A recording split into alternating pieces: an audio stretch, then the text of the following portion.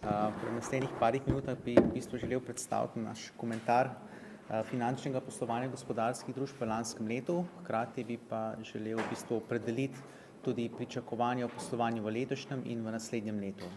Na hitro nekaj podatkov za lansko leto, torej pri 91 milijardih evrov prihodkov so družbe ustvarile približno 21 milijard evrov dodane vrednosti, zaposlovale so okoli 480 tisoč zaposlenih, merjeno po delovnih urah.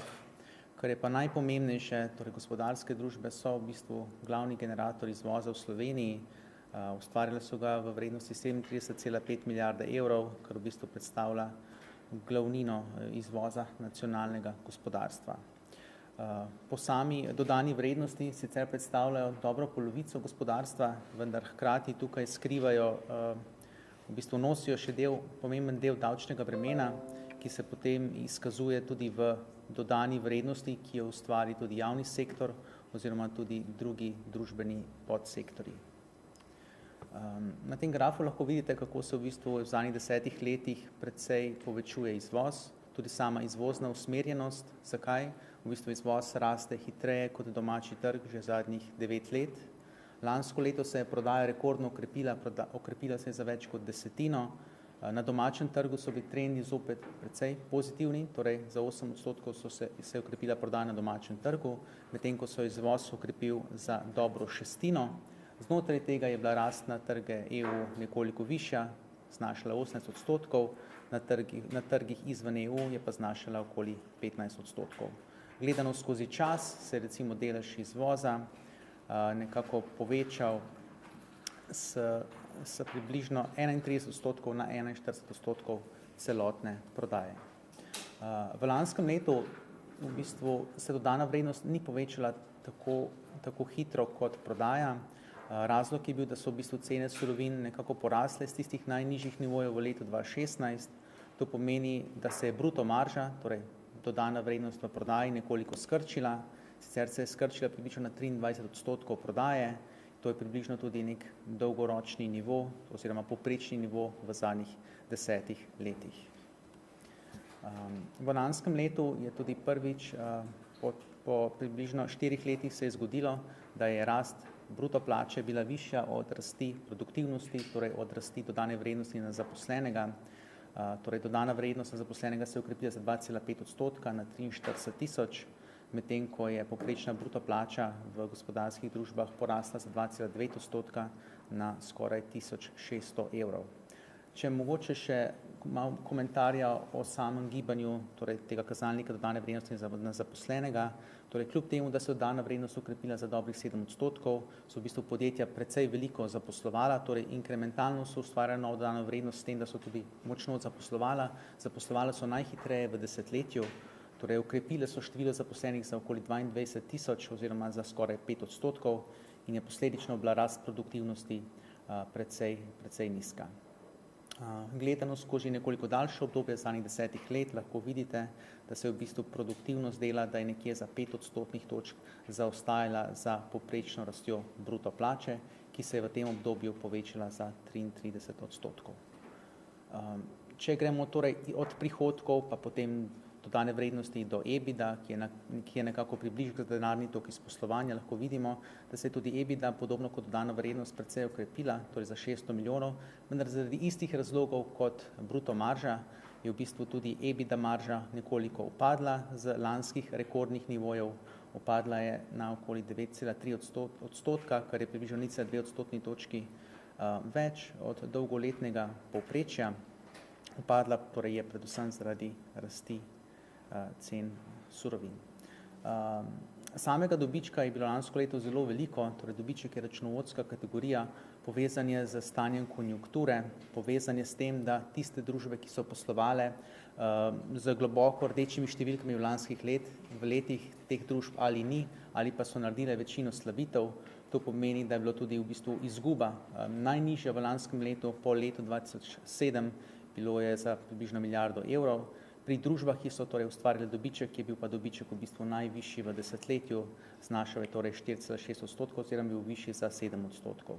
Torej, če odštejemo družbe, ki so ustvarjali dobiček od tistih, ki so ustvarjali izgubo, je torej neto dobička bilo za 3,6 milijarde, kar je bilo nekje za 14% več kot v letu 2016. Sama neto marža znašala 4%, to pomeni, da na enoto oziroma na 100 enot prodaje je pač povprečna družba ustvarila 4 enote dobička. Sam donos kapitala je znašal približno 8,3%, kar je bilo v bistvu še vedno nekoliko nižje kot v letu 2007.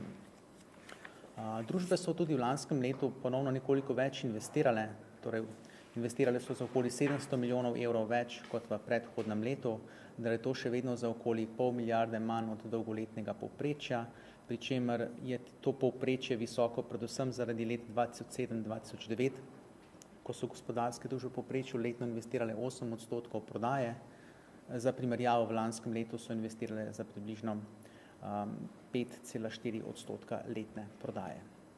Pomembno je tudi izpostaviti to, da se je gospodarstvo ponovno razdolžilo, torej zaradi rasti EBITDA, zaradi rasti denarja na računih in tudi deloma zaradi znižanja finančnega dolga, se je torej razmerje med neto finančnim dolgom in EBITDA znižal na 2,5, kar je v bistvu najmanj v desetletju oziroma 40% pod povprečjem v tem celotnem obdobju. Če tudi izmerimo konkretno, kakšen je bil delež kapitala v pasivi oziroma obveznih dovirov sredstev, vidimo, da se to razmerje še vedno naprej krepi, kar je dobra popotnica za naprej, torej naša podjetja postajajo precej varnejša, kot je to bilo do sedaj, in kapitalska ustreznost je znašala torej skoraj 50%, kar je bilo približno petino nad povprečjem. Naprej bi v bistvu malo pokomentiral samo, kako vidimo trende pri glavnih poslovnih kategorijah za letošnje in za naslednje leto. Torej, osredotočili smo se predvsem na tiste poslovne agregate, ki smo jih že zdaj nekako komentirali. Kot vidite, pričakujemo še vedno relativno visoko nadpovprečno rast prodaje, ki bo še vedno nekoliko nižja, kot smo bili vajeni v predhodnem letu. Izvoz se bo letos še nekako okrepil, vendar v naslednjem letu menimo, da bo krepitev nižja. Dodana vrednost pa, kot vidite, se bo ponovno krepila nekoliko počasneje kot prodaja in izvoz, kar bo predvsem povezano s pritiski pri cenah surovin, kar praktično že lahko vidimo na mednarodnih trgih. Sama produktivnost dela menimo, da ne bo bistveno porasla, torej tudi letos pričakujemo, da bodo gospodarske družbe zaposlovale, tako da bo produktivnost dela v letošnjem letu porasla 3%, v naslednjem letu po naših predvidevanjih za 2%, torej sama EBITDA se bo krepila nekje za podoben odstotek. Pri neto dobičku pa menimo, da bo dinamika še vedno ostala nekoliko bolj živahna. To je predvsem povezano tudi z različnimi rastjo cen vrednosti sredstev, ki jih imajo podjetja na bilancah, kajti tudi to potem vpliva na končno višji neto dobiček. Pri investicijah menimo, da bodo podjetja kar nadaljevala z investicijskim trendom, tako da bodo letos približno za desetino okrepile investicije, torej za več kot nekje 500 milijonov evrov. Tudi v letu 2019 ocenjujemo, da bo investicijska dejavnost ostala nadpovprečna. Sama relativna zadolženost, torej merjena z razmerjem neto dolg na EBITDA, menimo, da se bo nekoliko poslabšala. Predvsem bo razlog, da bodo podjetja, ki bodo investirala, to financirala deloma z znižanjem denarja na bilancah, deloma pa tudi z v bistvu višjim finančnim dolgom. Vendar to razmerje bo še vedno ostalo relativno nizko glede na zgodovinsko povprečje. Zaključujem nekako z zadnjim slajdom, kjer sem v bistvu želel nekako opredeliti, katera so tista glavna tveganja za v bistvu nedoseganje tega scenarija, ki ga pač mi predvidevamo. Torej, en izmed glavnih je pač to, da gospodarska rast v območju evra res da traja vse od leta 2013. Če pogledamo druga gospodarstva, ki so za Slovenijo zelo pomembna, konkretno za Nemčijo. Nemčija je v bistvu v konjunkturi že od leta 2010 in če pogledamo nekoliko daljši poslovni cikel te države, vidimo, okoli 90 let je tudi pri njih prišlo nekako do neke vrste recesije. To pomeni, da je v bistvu tisto izvozno povpraševanje tisto, ki v bistvu lahko upočasni nekako trenutno gospodarsko rast v Sloveniji. Pa če gledamo mogoče še nekoliko širše oziroma bolj posredno, vendar še vedno je to močan efekt, recimo ZDA. Tudi v ZDA je konjunktura trenutno druga najdaljša v zgodovini in vkolikor se tudi ameriška lokomotiva slej ko prej upočasni, bo tudi to imelo posredno negativen učinek na naše gospodarstvo. Druga tveganja morda, ki velja jih omeniti, so cene surovin, torej visoka rast surovin precej znižuje tako razpoložljiv dohodek pri kupcih, kot tudi pri maržah gospodarstva. Tudi finančna tveganja niso nezamrljiva, torej še vedno ocenjujemo, da so na borzah relativno visoke vrednosti delnic in obveznic in zelo vprašljivo je, kaj bo pomenila dvig obrestne mere, torej kakšen bo učinek tudi na vrednosti teh inštrumentov. Ja, lep pozdrav tudi v mojem imenu. Kot vidite, jaz mislim, da smo lahko vsi skupaj kar zadovoljni z temi rezultati, ki so bili doseženi v letu 2017 in naša pričakovanja do nove vlade so seveda gredo v tej smeri, da naj poskušamo izkoristiti ta dober gospodarski naboj, ki ga imamo za izvedbo ključnih strukturnih reform. Tako kot vsak gospodar kmetije ali pa direktor podjetja, ravno v časih, ko ti gre najboljše, vzame si čas in poskuša se optimirati, ko je treba tudi narediti v državi. Mi se seveda želimo, da bi do tega v novi sestavi prišlo, kajti to je tudi potem lahko nam v pomoč, da izpeljamo strategijo gospodarstva do leta 2025, ki bazira predvsem na dvigu dodane vrednosti, sedanjih 43 tisoč na 60 tisoč evrov, kar nam bo seveda omogočilo vsem boljše življenje. Sporedno se seveda želimo, poleg strukturnih reform, tudi ukrepe javnofinančne stabilizacije, ki je pravzaprav tudi potrebna, predvsem zaradi tega, kar je že bilo omenjeno, kajti pričakujemo, da se bo ta konjunkturni cikl v naših glavnih zunanje trgovinskih partnericah v naslednjem obdobju vlade verjetno že zaključil in moramo biti pripravljeni na spremembo v povpraševanju za naše gospodarstvo.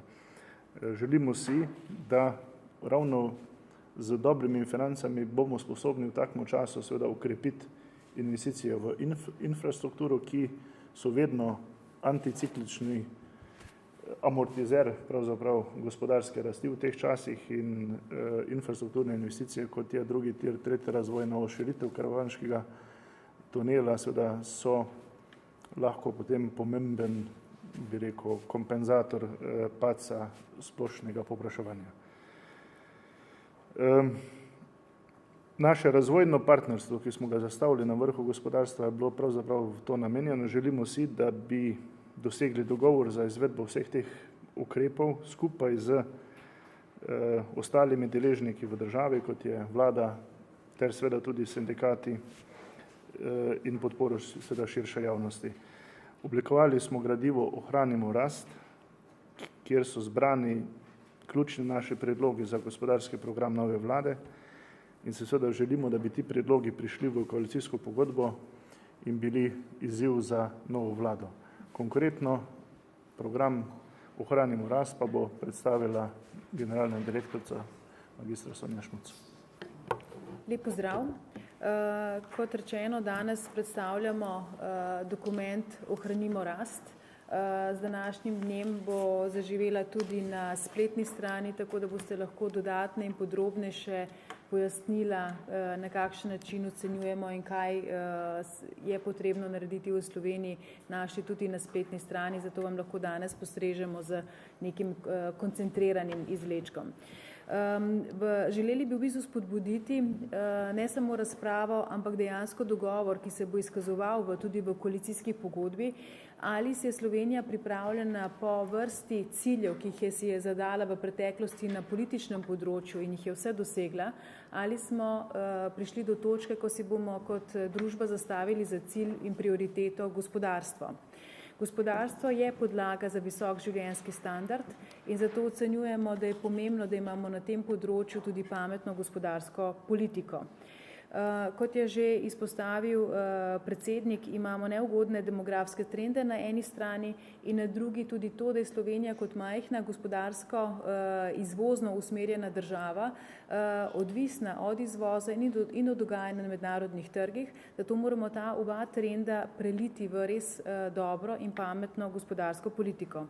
Na gospodarski zbornici smo to politiko strnili v 4 stebre in sicer v kadrovsko vrzel, torej kaj in kako bomo ljudje ustvarjali, v poslovno okolje, v kakšnem okolju bomo ustvarjali, v strukturne reforme, torej tisto, kar se v Sloveniji težko nekako lotimo, pa smo zdaj ustvarili tudi pogoje, da do tega pride, in tudi davčni sistem, ki po svoje je inštrument, s katerim uravnavamo tudi racionalno, včasih pa tudi neracionalno vedenje uporabnikov in davkoplačevalcev. Če se osredotočim najprej na kadrovsko vrzel. V Sloveniji v pokoj odhajajo generacije, ki so štele 30 000 oseb, za njimi prihajajo generacije, ki so za tretjino manjše, torej 20 000 ljudi napram 30 000. To pomeni, da nam vsako leto zmanjka okoli 8 do 12 000 ljudi na trgu dela. Zato se moramo pravzaprav s tem ukvarjati tudi, kako bomo to problematiko reševali. Po eni strani jo ocenjujemo na gospodarski zbornici, da lahko veliko naredimo seveda s kadri, ki jih imamo, s tistimi, ki smo tu, po eni strani z čim hitrejšim vključevanjem mladih v zaposlovanje in po drugi strani z podaljševanjem dela starejših in omogočanjem tega, da bodo starejši želeli ostajati dolgo časa aktivni. Slovenija ima namreč enega najnižjih deležev starejših nad 55 let, ki so še vedno delovno aktivni v Evropi. Po drugi strani je pametno tudi veliko investirati in bolje usredotočiti izobraževalni sistem. Ocenjujemo, da je že sedaj struktura na ravni srednjih šol izjemno izboljšana in da smo najverjetneje že dosegli neko optimalno strukturo. Na gimnaziji se upisuje približno tretjina srednješolcev, ostali 2/3 so usmerjeni v tehnične ali praktične oblike srednješolskega izobraževanja.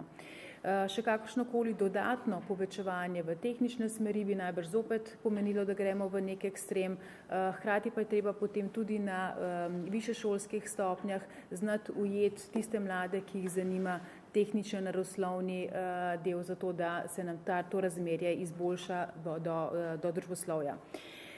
Veliko vlagamo tudi v program vajeništva, ki ponovno nekako začenja v Sloveniji dobivati ne še korenine, ampak po lanskoletnem pilotnem letu je letošnje leto ponovno tako, kjer pa želimo spodbuditi, da bi se več otrok odločilo tudi za ta program, s katerim lahko zelo hitro spoznajo, kako poteka delo v konkretnem podjetju. In tretji sklop našega razmišljanja okoli kadrovske vrzeli gre v smer aktivne politike priseljevanja. Z takim upadom ljudi na trgu dela ne bomo mogli ohranjevati našega življenjskega standarda, vkolikor ne bomo povečali tudi število ljudi, ki smo jih pripravljeni sprejeti v Sloveniji. Predvsem govorimo tako o strokovnjakih in o oblikovanju spodbudne politike za njihovo priseljevanje v Slovenijo, kakor tudi o kvalificiranih in spretnih ljudeh, ki bodo zapolnili tista delovna mesta, za katere imamo premalo ljudi v Sloveniji sami. Če se preselim na drugo področje, na poslovno okolje, tukaj so tudi 4 sklopi, najprej pametna zakonodaja. V Sloveniji vemo, da smo bistveno preregulirani, 20 000 zakonskih predpisov in aktov pomeni, da smo zelo birokratizirana država, kar je tudi zelo drago. Zato predlagamo, da se vsako leto za 10% zniža število predpisov, da se jih pregleda tisti, ki so dejansko nesmiselni in se jih čim prej umakne. Pri pripravi novih pa, da se dosledno spoštuje načelo eden noter, eden ven. Torej za vsak nov predpis naj se enega umakne. Pri administrativnih bremenih podobno, čim bolj pregledati in zmanjšati. V Sloveniji imamo kar nekaj nelogičnosti, ki težijo in otežujejo poslovanje, in da si tu zastavi tudi vlada zelo konkretne cilje in absolutno spoštovanje in uvajanje MSP testa, torej testa, kako neka zakonodaja vpliva na mala in srednja podjetja. Potem spodbujamo tudi nadaljevanje z internacionalizacijo, ravno zaradi tega, ker je za Slovenijo tako pomembna, in pa z digitalizacijo slovenskega gospodarstva, se pravi z ustreznimi spodbudami. Na tretjem področju, v strukturnih reformah, zopet 4, vezane na javni sektor, na pokojninsko reformo, na upokojitveno reformo in pa na reformo zdravstva. To so stvari, o katerih se v Sloveniji veliko pogovarjamo, ampak nekako teže naredimo tiste ustrezne korake, ki jih potrebujemo. vendarle pa ocenjujemo, da boljšega leta kot je letos že dolgo nismo imeli, ker smo in v proračun prinesli precej več prihodkov, tudi letošnje leto dobro kaže, zato je leto, v katerem se lahko naredijo tudi pomembni premiki. In na koncu, če se dotaknem še davčnega sistema, mislim, da imamo tudi še nekaj informacij naloženih. Na področju davčnega sistema zagovarjamo po eni strani ohranitev olajšav za raziskave in razvoj, zato ker so te zelo pomemben spremljevalec odločanja o investicijah, o katerih je bilo prej govorjeno, da jih pač potrebujemo v Sloveniji. Po drugi strani imamo tudi kakšne nelogičnosti, ki so vezane na davke, ali je to davek od motornih vozil ali od trošarin, se pravi tam, kjer pravzaprav poberemo manj zaradi tega, ker imamo prestrogo nastavljen sistem. Predvsem pa želimo, da se osredotočimo na vprašanje obdavčitve dela. Pri obdavčitvah dela vemo, da smo zlasti v višjih razredih pri izobraženih, pri tistih, na katerih računamo, da bodo dvigovali dodano vrednost, izjemno restriktivni, da so te obremenitve tudi v primerjavi z svetom, da smo rekorderji na tem. Zato predlagamo, da prihaja tukaj do pomembnega premika in sicer, da se uvede razvojna kapica na socialne prispevke, vsaj pri 2-kratniku povprečne plače, predvsem, da se ublaži progresija v dohodninski lestvici in da se naj to pozna pri plačah, ki so nad 1,6-kratnikom povprečne plače. In pa tudi v enem delu je lahko pomemben prispevek, da se tako, kot je bilo v lanskem letu premik narejen pri nagradah za poslovno uspešnost, da se enako to upošteva tudi pri regresu, da bodo vsi zaposleni lahko bolje nagrajeni tudi skozi regres. Konkretno pri vplivih oziroma pri dohodninskih lestvicah, če govorimo o progresiji, to smo že predstavljali približno pred 14 dnevi, ocenjujemo, da bi se morali tako razširiti posamezni razredi, kot nekoliko ublažiti stopnje, po katerih da obdavčimo z dohodnino zaposlene. In tukaj vidite nekaj naših predlogov. Hkrati so pa tudi izračuni, kjer smo ocenili, kakšen učinek bi to imelo na javne finance. Skupni učinek bi bil okoli 220 milijonov evrov, kar pomeni približno 1/5 prihodkov, dodatnih prihodkov in prilivov, ki jih bo gospodarstvo v letošnjem letu ustvarilo in prineslo v proračun. Zaradi tega ocenjujemo, da so to pravzaprav zelo pomembni koraki, ki si jih lahko v letošnjem letu zlahka privoščimo. Najbrž bi bile lahko predlogi tudi bolj radikalni, kot so. Vsekakor bomo pa ocenjevali tudi stranke, ali so pripravljene narediti nekaj za vse zaposlene, ali bodo izbrale politiko izbiranja samo posameznih skupin. Verjamemo, da vsaka stranka oziroma vlada, ki se bo dotaknila teh točk, ki smo jih danes predstavili, naredila izjemno veliko za Slovenijo in da bomo tudi zato lahko podaljšali pozitivne učinke sedanje visoke rasti, tudi takrat, ko ne bo tako visoka, ampak jih bomo lahko blagodeti tega čutili še zelo dolgo. Hvala.